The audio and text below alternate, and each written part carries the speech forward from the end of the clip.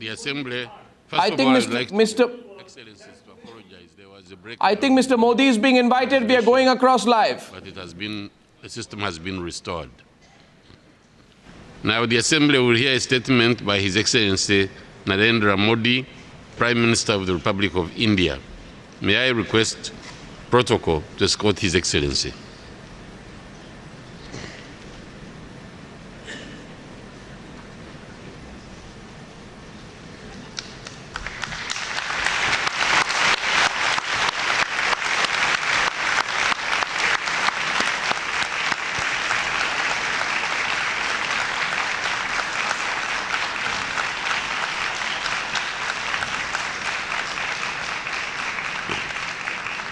I have great pleasure in welcoming the Prime Minister of the Republic of India, His Excellency Narendra Modi, and I invite him to address the Assembly. Mr. Prime Minister.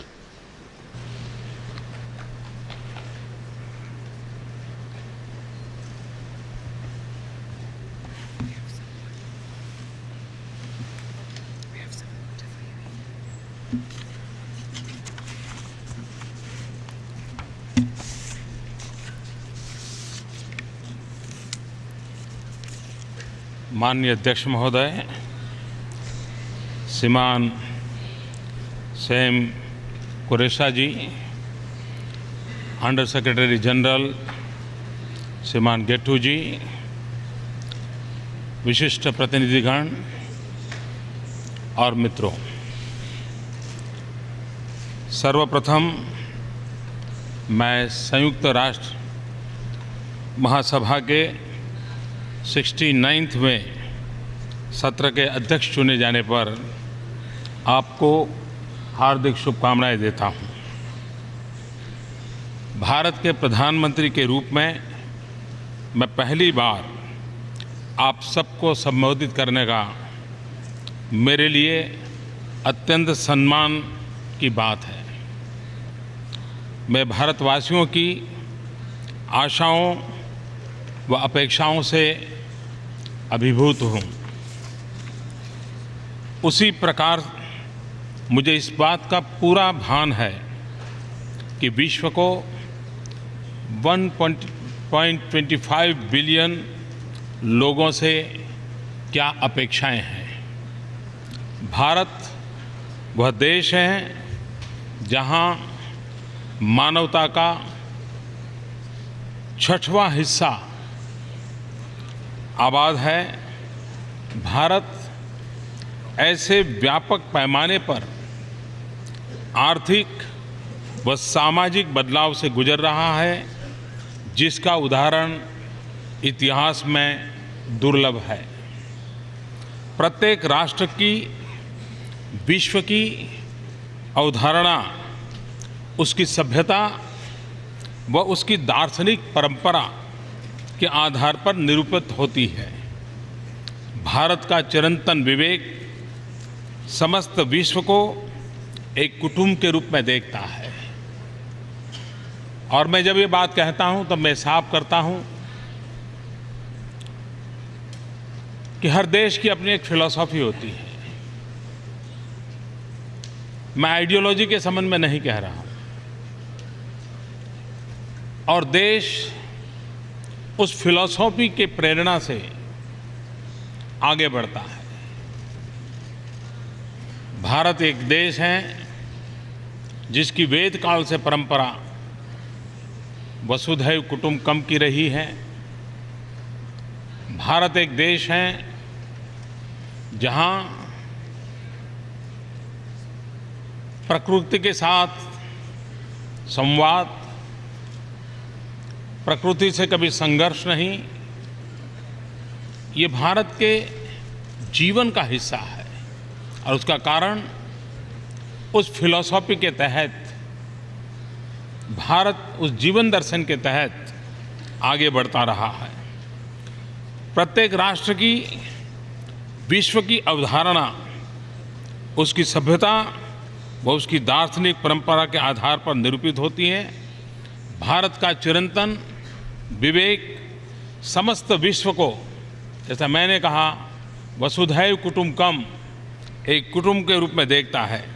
Bharat एक ऐसा राष्ट्र है जो केवल अपने लिए नहीं बल्कि विश्व पर्यंत न्याय, जस्टिस, गरिमा, डिग्निटी, अवसर, अपॉर्चुनिटी एवं समृद्धि, प्रॉस्पेरिटी के हक में आवाज उठाता रहा है। अपनी विचारधारा के कारण हमारा मल्टीलेटरलिज्म में दृढ़ विश्वास है। आज यहाँ खड़े होकर के मैं इस महासभा पर टिकी हुई आशाओं व अपेक्षाओं के प्रति पूर्णतया सजग हूँ। जिस पवित्र विश्वास ने हमें एकजुट किया है, मैं उससे अत्यंत प्रभावित हूँ। बड़े महान सिद्धांतों और दृष्टिकोण के आधार पर हमने इस संस्था की स्थापना की थी। इस विश्वास के आधार पर कि अगर हमारे भविष्य जुड़े हुए हैं तो शांति और सुरक्षा, मानव अधिकार और वैश्विक आर्थिक विकास के लिए हमें साथ मिलकर काम करना होगा। तब हम 51 देश थे। आज 193 स्वतंत्र देश के झंडे इस बिल्डिंग पर लहरा रहे हैं। हर नया देश इसी विश्वास और उम्मीद के आधार पर यहाँ प्रवेश करता है। हम पिछले 60 दशकों में बहुत कुछ हासिल कर सके हैं। कई लड़ाइयों को समाप्त किया है, शांति कायम रखी है, कई जगह आर्थिक विकास में मदद की है, गरीब बच्चों के भविष्य को बनाने में मदद दी है, भूखमरी हटाने में योगदान दिया है और इस धरती को बचाने के लिए भी हम सब साथ मिलकर के जुटे हुए हैं। 69 यूएन पीस कीपिंग मिशन में विश्व में ब्लू हेलमेट को शांति के रंग की एक पहचान दी है। आज समस्त विश्व में लोकतंत्र की एक लहर है। अफगानिस्तान में शांतिपूर्ण राजनीतिक परिवर्तन यह भी दिखलाता है कि अफगान जनता की शांति की कामना हिंसा पर विजय अवश्य पाएगी। नेपाल युद्ध से शांति और लोकतंत्र की ओर आगे बढ़ा है। भूटान के नए लोकतंत्र में एक नई ताकत नजर आ रही है। पश्चिम एशिया एवं उत्तर अफ्रीका में लोकतंत्र के पक्ष में आवाज उठाए जाने के प्रयास हो रहे हैं। ट्यूनीशिया की सफलता दिखा रही है कि लोकतंत्र की ये यात्रा संभव है। अफ्रीका में स्थिरता, शांति व प्रगति हेतु एक नई ऊर्जा व जागृति दिखाई दे रही है। हमने एशिया और उसके पूरे अभूतपूर्व समृद्धि का अभ्युदय देखा है, जिसके आधार में शांति एवं स्थिरता की शक्ति समाहित है। अपार संभावनाओं से समृद्ध महादेश लैटिन अमेरिका स्थिरता एवं समृद्धि में साझा प्रयास में एकजुट हो रहा है। यह महादेश विश्व समुदाय के लिए एक महत्वपूर्ण आधार स्तंभ सिद्ध हो सकता है। भारत अपनी प्रगति के लिए एक शांतिपूर्ण और स्थिर अंतर्राष्ट्रीय वातावरण की अपेक्षा करता है। हमारा भविष्य हमारे पड़ोस से जुड़ा हुआ है। इसी कारण मेरी सरकार ने पहले ही दिन से पड़ोसी देशों से मित्रता और सहयोग बढ़ाने पर पूरी प्राथमिकता दी है और पाकिस्तान के प्रति भी मेरी यही नीति है। मैं पाकिस्तान से मित्रता और सहयोग बढ़ाने के लिए पूरी गंभीरता से शांतिपूर्ण वातावरण में बिना आतंक के साये के साथ द्विपक्षीय वार्ता करना चाहता हूं, लेकिन पाकिस्तान का भी यह दायित्व है कि उपयुक्त वातावरण बनाए और गंभीरता से द्विपक्षीय बातचीत के लिए सामने आए और इस मंच पर बात उठाने से समाधान के प्रयास कितने सफल होंगे, इस पर कईयों को शक है। आज हमें बाढ़ से पीड़ित कश्मीर के लोगों को सहायता देने पर ध्यान देना चाहिए, जो हमने भारत में बड़े पैमाने पर आयोजित किया है।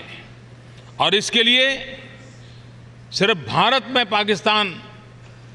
में कश्मीर उसी का ख्याल रखने पर हम रुके नहीं हैं।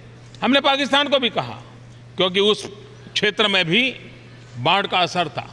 हमने उनको भी कहा कि हम जिस प्रकार से कश्मीर में बाढ़ पीड़ितों की सेवा कर रहे हैं, हम पाकिस्तान में भी उन बाढ़ पीड़ितों की सेवा करने के लिए हमने सामने से प्रस्ताव रखा था। हम विकासशील विश्व का हिस्सा हैं, लेकिन हम अपने सीमित संसाधनों को उन सभी के साथ साझा करने के इच्छुक हैं जिन्हें इनकी नितांत आवश्यकता है। दूसरी ओर आज विश्व बड़े स्तर के तनाव व उथल-पुथल की स्थितियों से गुजर रहा है। बड़े युद्ध नहीं हो रहे हैं, परंतु तनाव एवं संघर्ष सब दूर नजर आ रहा है, बहुतेरे हैं। शांति का अभाव है तथा भविष्य के प्रति अनिश्चितता है। आज भी व्यापक रूप से गरीबी फैली हुई है। एक होता हुआ एशिया प्रशांत क्षेत्र, एशिया पैसिफिक रीजन अभी भी समुद्रीवर्ती सुरक्षा, जो कि इसके भविष्य के लिए आधारभूत महत्व रखती है, को लेकर बहुत चिंतित है। यूरोप के सम्मुख नए विभाजन का खतरा मंडरा रहा है। पश्चिम एशिया में विभाजक रेखाएं और आतंकवाद बढ़ रहे हैं। हमारे अपने क्षेत्र में आतंकवाद के अस्थिरताकारी खतरे से जूझना जारी है। हम पिछले 4 दशक से इस संकट को झेल रहे हैं।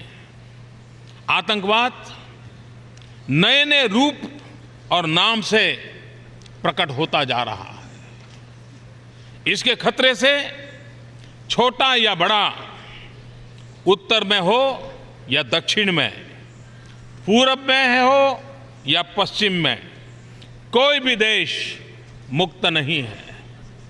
मुझे याद है जब मैं 20 साल पहले विश्व के कुछ नेताओं से मिलता था और आतंकवाद की चर्चा करता था, तो उनको ये बात गले नहीं उतरती थी। वो कहते थे तो लॉ एंड ऑर्डर प्रॉब्लम है। लेकिन धीरे धीरे आज पूरा विश्व देख रहा है कि आतंकवाद किस प्रकार के फैलाव करता चला जा रहा है। परंतु क्या हम वाकई इन ताकतों से निपटने के लिए सम्मिलित रूप से ठोस अंतर्राष्ट्रीय प्रयास कर रहे हैं? और मैं मानता हूं ये सवाल बहुत गंभीर है। आज भी कई देश आतंकवादियों को अपने क्षेत्र में पनाह दे रहे हैं और आतंकवाद को अपनी नीति का उपकरण मानते हैं। और जब good terrorism and bad terrorism ये बातें सुनने को मिलती है, तब तो आतंकवाद के खिलाफ लड़ने की हमारी निष्ठाओं पर भी सवाल या निशान खड़े होते हैं। पश्चिम एशिया में आतंकवाद की पाशविकतापूर्ण वापसी तथा दूर और पास के देशों पर इसके प्रभाव को ध्यान में रखते हुए सम्मिलित कार्यवाही का स्वागत करते हैं, परंतु इसमें क्षेत्र के सभी देशों की भागीदारी और समर्थन अनिवार्य है। अगर हम टेररिज्म से लड़ना चाहते हैं तो क्यों न सबकी भागीदारी हो, क्यों न सबका साथ हो और क्यों न उस बात पर आग्रह किया जाए। समुद्र, सी, स्पेस एवं साइबर स्पेस साझा समृद्धि के साथ साथ संघर्ष के रंगमंच बने हैं। जो समंदर हमें जोड़ता था, उसी समुंदर से आज टकराव की खबरें शुरू हो रही है। जो स्पेस हमारी सिद्धियों का एक अवसर बनता था, जो साइबर हमें जोड़ता था, आज इन महत्वपूर्ण क्षेत्रों में नए संकट नजर आ रहे हैं। उस अंतर्राष्ट्रीय एकजुटता की जिसके आधार पर संयुक्त राष्ट्र की स्थापना हुई, जितनी आवश्यकता आज है उतनी इसके पहले कभी नहीं थी। आज हम इंटरडिपेंडेंट वर्ल्ड कहते हैं तो क्या हमारी आपसी एकता बढ़ी है? हमने सोचने की जरूरत है। क्या कारण है कि यूएन जैसा इतना अच्छा प्लेटफॉर्म हमारे पास होने के बाद भी अनेक जी समूह बनाते गए हम। आज हम कई जी की बातें करते हैं जिसके नंबर बदलते रहते हैं। कभी G4 होगा, कभी G7 होगा, कभी G20 होगा, हम बदलते रहते हैं। और चाहे या न चाहे हम भी उन समूहों में जुड़े हैं, भारत भी जुड़ा हुआ है। लेकिन क्या आवश्यकता नहीं है कि हम G1 से आगे बढ़ करके जी ऑल की तरफ कदम उठाएं? और जब यूएन अपने 70 वर्ष मनाने जा रहा है, तब ये जी ऑल का एटमॉस्फेयर कैसे बने? फिर एक बार यही मंच हमारी समस्याओं के समाधान का अवसर कैसे बन सके, इसकी विश्वसनीयता कैसे बढ़े, इसका सामर्थ्य कैसे बढ़े, तभी जा करके हम यहाँ संयुक्त बात करते हैं लेकिन टुकड़ों में बिखर जाते हैं, उससे हम बच सकते हैं। एक तरफ तो हम यह कहते हैं कि हमारी नीतियाँ परस्पर जुड़ी हुई है और दूसरी तरफ हम जीरो सम गेम के नजरिए से सोचते हैं। अगर उसे लाभ होता है तो मेरी हानि होती है। कौन किसके लाभ में है, कौन किसकी हानि में है, यही मानदंड के आधार पर हम आगे बढ़ते हैं। निराशावादी या आलोचनावादी की तरह कुछ भी नहीं बदलने वाला। एक बहुत बड़ा वर्ग है जिसके मन में ये रहता है, छोड़ो यार, अब कुछ होने वाला नहीं है, हो चुका, अब कुछ होने वाला नहीं। ये जो निराशावादी और आलोचनावादी माहौल है, ये कहना आसान है, परंतु अगर हम ऐसा करते हैं तो हम अपनी जिम्मेदारियों से भागने का जोखिम उठा रहे हैं। वो अपने सामूहिक भविष्य को हम खतरे में डाल रहे हैं। आइए हम अपने समय की मांग के अनुरूप अपने आप को ढालें। हम वास्तविक शांति के लिए कार्य करें। कोई भी एक देश या कुछ देशों का एक समूह इस विश्व की धारा को तय नहीं कर सकता। वास्तविक अंतर्राष्ट्रीय भागीदारी का होना ये समय की मांग है, ये अनिवार्य है। हमें देशों के बीच सार्थक संवाद एवं सहयोग सुनिश्चित करना है। हमारे प्रयासों का प्रारंभ यहीं संयुक्त राष्ट्र में होना चाहिए। संयुक्त राष्ट्र सुरक्षा परिषद में सुधार लाना, इसे अधिक जनतांत्रिक और भागीदारी परक बनाना हमारे लिए अनिवार्य है। 20वीं सदी की अनिवार्यताओं को प्रतिबिंबित करने वाली संस्थाएं 21वीं सदी में प्रभावी सिद्ध नहीं होंगी। इनके सम्मुख अप्रासंगिक होने का खतरा प्रस्तुत होगा। और मैं आग्रह से कहना चाहता हूं कि पिछली शताब्दी के आवश्यकताओं के अनुसार जिन बातों पर हमने बल दिया, जिन नीति नियमों का निर्धारण किया, 21वीं सदी में विश्व काफी बदल चुका है, बदल रहा है और बदलने की गति भी बड़ी तेज है। ऐसे समय यह अनिवार्य हो जाता है कि हम समय के साथ अपने आप को ढालें, हम परिवर्तन करें, हम नए विचारों पर बल दें। अगर ये हम कर पाएंगे तभी जाकर के हमारा रिलेवेंस रहेगा।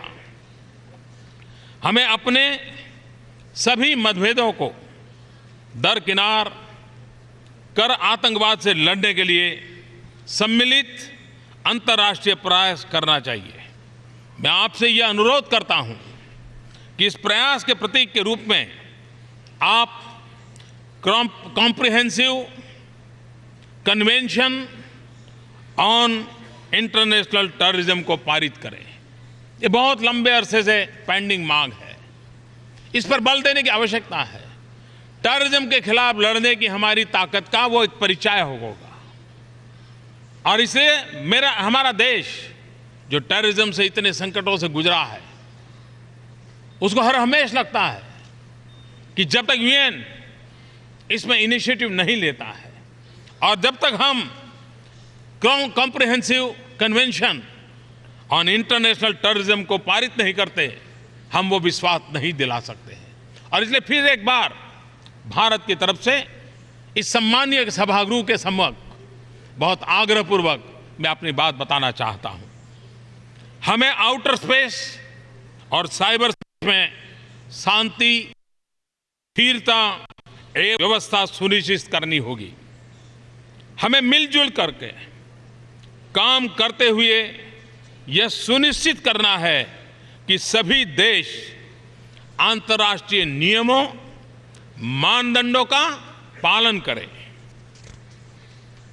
हमें यूएन पीसकीपिंग के पुनीत कार्य को पूरी शक्ति प्रदान करनी चाहिए। जो देश अपनी सैन्य टुकड़ियों का योगदान करते हैं, उन्हें निर्णय प्रक्रिया में शामिल करना चाहिए। निर्णय प्रक्रिया में शामिल करने से उनका हौसला बुलंद होगा। वो बहुत बड़ी मात्रा में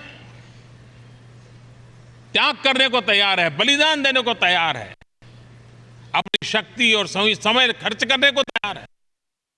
लेकिन अगर हम नहीं निर्णय प्रक्रिया और समय खर्च करने को तैयार है, लेकिन अगर हम उन्हें ही निर्णय प्रक्रिया से बाहर रखेंगे, तो कब तक हम यूएन पीसकीपिंग फोर्स को प्राणवान बना सकते हैं, ताकतवर बना सकते हैं? इस पर भी गंभीरता से सोचने की आवश्यकता है। आइए हम सार्वभौमिक वैश्विक निःशस्त्रीकरण एवं अप्रसार हेतु अपने प्रयासों में दुगुनी शक्ति लगाएं। अपेक्षाकृत अधिक स्थिर तथा समावेशी विकास हेतु निरंतर प्रयासरत रहें। वैश्वीकरण ने विकास के नए ध्रुवों, नए उद्योगों और रोजगार के नए स्रोतों को जन्म दिया है, लेकिन साथ ही अरबों लोग गरीबी और अभाव के कगार पर जी रहे हैं। कई देश ऐसे हैं जो विश्वव्यापी आर्थिक तूफान के प्रभाव से बड़ी मुश्किल से बच पा रहे हैं। लेकिन इन सब में बदलाव लाना जितना मुमकिन आज लग रहा है, उतना पहले कभी नहीं लगता था। टेक्नोलॉजी ने बहुत कुछ संभव कर दिखाया है। इसे मुहैया करने में होने वाले खर्च में भी काफ़ी कमी आई है। यदि आप सारी दुनिया में फेसबुक और ट्विटर के प्रसार की गति के बारे में, सेलफोन्स के प्रसार की गति के बारे में सोचते हैं, तब आपको भी विश्वास करना चाहिए कि विकास और सशक्तिकरण का प्रसार भी इसी तेज गति से संभव है। जाहिर है, प्रत्येक देश को अपने राष्ट्रीय उपाय करने होंगे। प्रगति व विकास को बल देने हेतु प्रत्येक सरकार को अपनी जिम्मेवारियां निभानी होगी। साथ ही हमारे लिए एक सार्थक अंतर्राष्ट्रीय भागीदारी की आवश्यकता है। एक स्तर पर इसका अर्थ हुआ नीतियों का बेहतर समन्वय, ताकि हमारे प्रयत्न परस्पर सहयोग को बढ़ावा दे तथा दूसरे को क्षति न पहुंचाए। यह उसकी पहली शर्त है कि दूसरे को क्षति न पहुंचाए। इसका यह भी अर्थ है कि जब हम अंतर्राष्ट्रीय व्यापारिक संबंधों की रचना करते हैं तो हमें एक दूसरे की चिंताओं व हितों का भी ध्यान रखना चाहिए। जब हम विश्व के अभाव के स्तर के विषय में सोचते हैं, आज बेसिक सैनिटेशन 2.5 बिलियन लोगों की पहुंच के बाहर है। आज 1.3 बिलियन लोगों को बिजली उपलब्ध नहीं है और आज 1.1 बिलियन लोगों को पीने का शुद्ध पानी उपलब्ध नहीं है। तब स्पष्ट होता है कि अधिक व्यापक व संगठित रूप से अंतर्राष्ट्रीय कार्यवाही करने की प्रबल आवश्यकता है। हम केवल आर्थिक वृद्धि के लिए इंतजार नहीं कर सकते। भारत में मेरे विकास के एजेंडा के सबसे महत्वपूर्ण पहलू इन्हीं मुद्दों पर केंद्रित है और मैं मानता हूं कि हमें पोस्ट 2015 डेवलपमेंट एजेंडा में इन्हीं बातों को केंद्र पर रखना चाहिए और उन पर ध्यान देना चाहिए। रहने लायक तथा संवहनीय टिकाऊ सस्टेनेबल विश्व की कामना के साथ हम काम करें।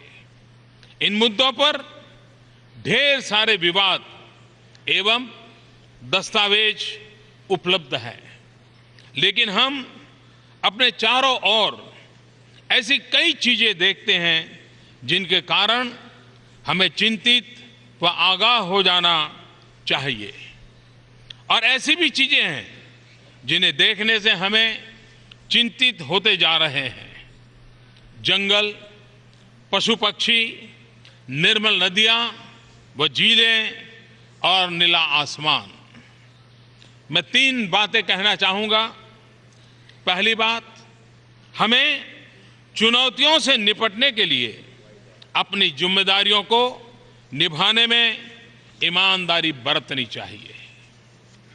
विश्व समुदाय ने सामूहिक कार्यवाही के सुंदर संतुलन को स्वीकारा है, जिसका स्वरूप कॉमन बट डिफरेंशिएटेड रिस्पॉन्सिबिलिटीज, इसे सतत कार्यवाही का आधार बनाना होगा।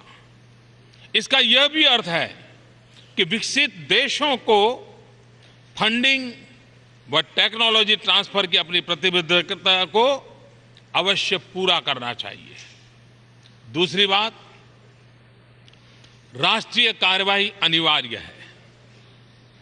टेक्नोलॉजी में बहुत कुछ संभव कर दिया है, जैसे नवीनीकरणीय ऊर्जा प्रौद्योगिकी, रिन्यूएबल एनर्जी टेक्नोलॉजी। आवश्यकता है तो सृजनशीलता व प्रतिबद्धता की। भारत अपनी टेक्नोलॉजी व क्षमता को साझा करने के लिए तैयार है, जैसा कि हमने हाल ही में सार्क देशों के लिए एक निःशुल्क उपग्रह की घोषणा की है। तीसरी बात, हमें अपनी जीवन शैली को बदलने की आवश्यकता है। जिस ऊर्जा का उपयोग न हुआ हो वह सबसे साफ ऊर्जा है।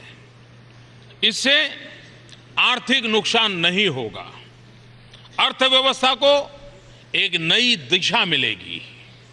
हमारे भारतवर्ष में प्रकृति के प्रति आदर भाव आध्यात्म का अभिन्न अंग है।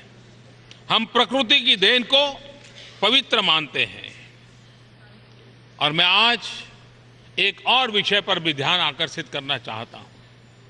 जब हम क्लाइमेट चेंज की बात करते हैं, हम होलिस्टिक हेल्थ केयर की बात करते हैं, हम प्रकृति के साथ जुड़ने की बात करते हैं, हम जब बैक टू बेसिक की बात करते हैं, तब मैं उस विषय पर आज विशेष रूप से आपसे एक बात कहना चाहता हूं।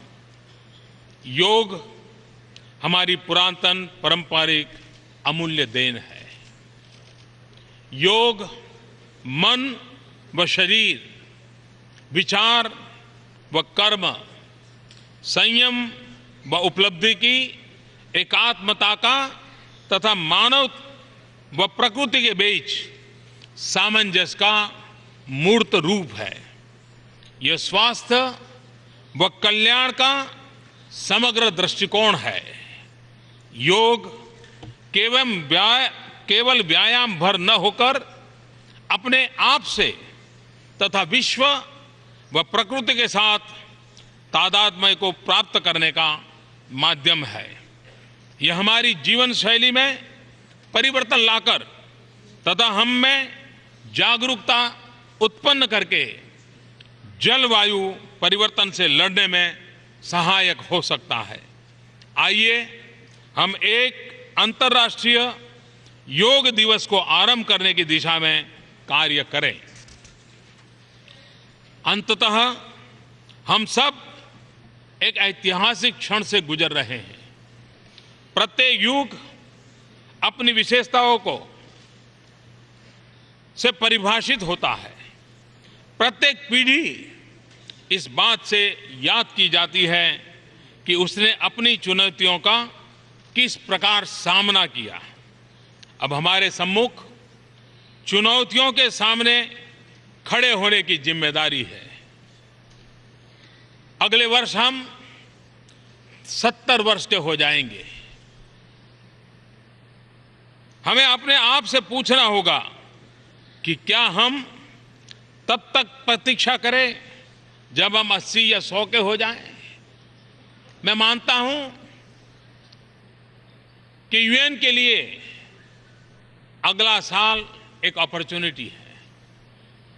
जब हम 70 साल की यात्रा के बाद लेखा जोखा लें, कहां से निकले थे, क्यों निकले थे, क्या मकसद था, क्या रास्ता था, कहां पहुंचे, कहां पहुंचना है, 21वीं सदी के कौन से पड़कार हैं, कौन सी चैलेंजेस हैं, उन सबको ध्यान में रखते हुए पूरा एक साल व्यापक विचार मंथन हो। हम यूनिवर्सिटीज को जोड़ें, नई जनरेशन को जोड़ें, जो हमारे पिछले कार्यकाल का विगत से मूल्यांकन करे, उसका अध्ययन करे और हमें वो भी अपने विचार दें। हम नई पीढ़ी को हमारी नई यात्रा के लिए कैसे जोड़ सकते हैं।